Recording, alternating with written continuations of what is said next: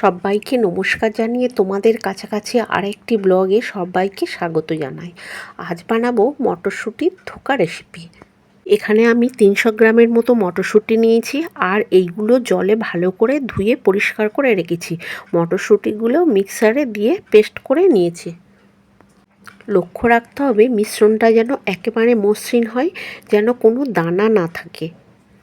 সমস্ত মটরশুঁটির পেস্টটা একটা পাত্রে ঢেলে নিয়ে তার মধ্যে দেব 100 গ্রাম মতো বেসন, স্বাদ মতো নুন আর চিনি। খুব ভালো করে মিশ্রণটা মিশিয়ে নিতে হবে, যাতে কোনো রকম দোলা না থাকে সেদিকে দেখতে হবে। এটা একটা ঘন মিশ্রণ করে তৈরি করে নিতে হবে।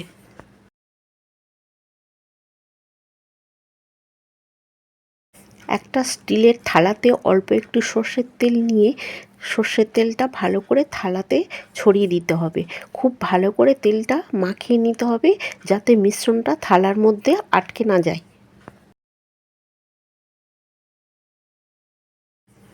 মিশ্রণটা থালার মধ্যে দিয়ে সমানভাবে ছড়িয়ে দিতে হবে।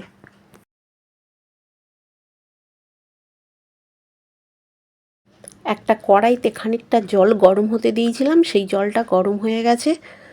ওই গরম জলের উপরে একটা স্ট্যান্ড দেব, স্ট্যান্ডের ওপর মিশ্রণের থালাটা বসিয়ে দেব।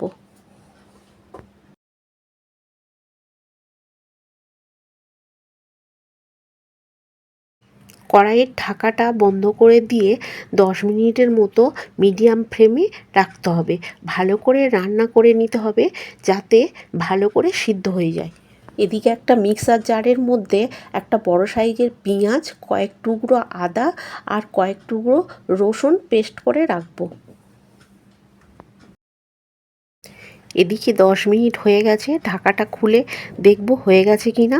হয়ে গেছে, দেখুন ওপরের দিকটা শুকনো ভাব চলে এসছে আর সাইডের থেকে আলাদা হয়ে গেছে।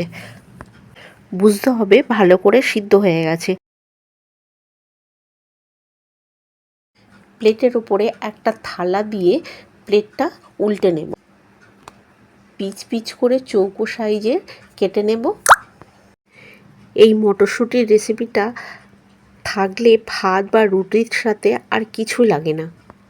খেতে খুব ভালো হয়। বাড়িতে একবার হলেও বানিয়ে দেখতে পারেন। লাঞ্চ বা ডিনারে যে কোনো সময়ে বেশ ভালো খেতে লাগে।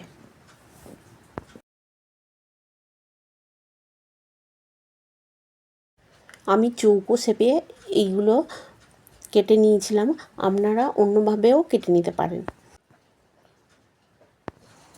ধোকাগুলো ভেজে নিতে হবে।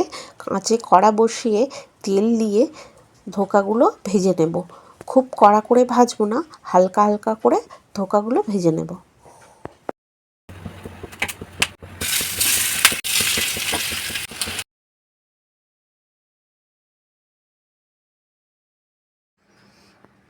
সবগুলো ভাজা হয়ে গেছে। এবারে আঁচে কড়া বসিয়ে কড়াইয়ে তেল দিয়ে একটা তেজপাতা, দুটো এলাচ, একটু দারুচিনি আর 4টে লবঙ্গ দিয়ে একটু ভেজে নিতে হবে। মশলা থেকে যখন সুন্দর গন্ধ বেরোবে, তখন আগে থেকে পেস্ট করে রেখেছিলাম যে পেঁয়াজ, আদা, রসুনটা, সেটা ওই তেলের মধ্যে দিয়ে দিতে হবে। ভালো করে মশলাটা কষিয়ে নিতে হবে, যাতে মশলার মধ্যে কাঁচা গন্ধ না থাকে।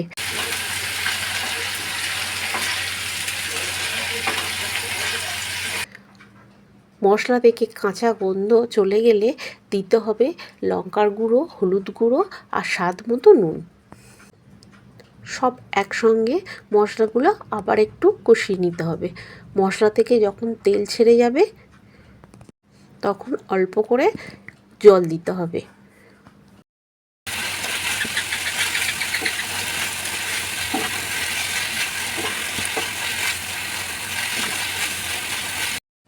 আমার কাছে টমেটো ছিল না, তাই টমেটো সস দিয়েছিলাম।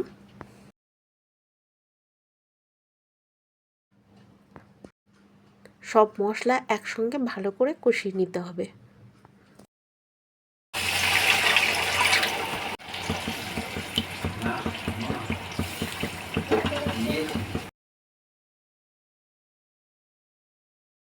সমস্ত কিছু ভালো করে মিশিয়ে নিয়ে ঝোলটাকে ভালো করে ফুটিয়ে নিতে হবে। ঝোল যখন ভালো করে ফুটিয়ে নেওয়া হয়ে যাবে তখন মটরশুঁটির থোকাগুলো দিয়ে দিতে হবে। ঢাকা দিয়ে কিছুক্ষণ রান্না হতে দেব।